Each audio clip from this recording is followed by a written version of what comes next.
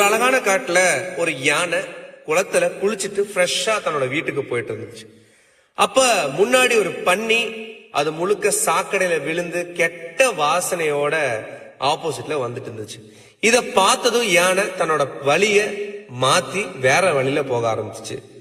அந்த பன்றி என்ன நினைச்சிச்சு அப்படின்னா மனசுல, அடடா இவ்வளவு பெரிய யானையே என்ன பார்த்து பயந்து ஓரம் போயிடுச்சு அப்படின்னு மத்த பன்றிங்கிட்ட போயிட்டு இத பத்தி சொல்லுது.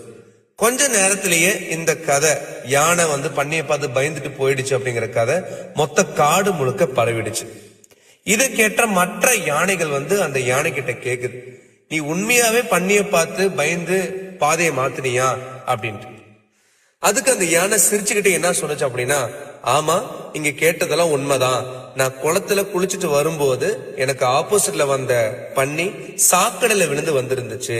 சோ அது வழியே நான் போயிருந்தேன் அப்படின்னா கண்டிப்பா அந்த சாக்கடை நாற்றும் என் மேலேயும் வீசி இருக்கும்.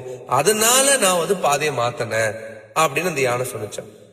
இந்த கதையில இருந்து என்ன சொல்ல வர அப்படின்னா, இதே மாதிரிதான் நம்மளோட வாழ்க்கையிலயும் நெகட்டிவ் ஆளுகளுக்கு எல்லாம் பஞ்சமே இல்ல, சுத்தி நிறைய பேர் இருக்காங்க. ஆனா அவங்கள நம்ம கவனிக்கணுமா இல்லையா அப்படிங்கிறது நம்ம கையில தான் இருக்கு.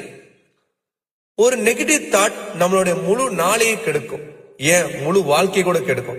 ஆனா அதே மாதிரி ஒரு பாசிட்டிவிட்டி தாட் நம்ம நாளை அழகாக்கும், நம்ம வாழ்க்கையை அழகாக்கும்.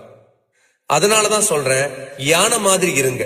நெகட்டிவிட்டி வந்தா வழிய மாத்துங்க, ஆனா மனசே இல்ல.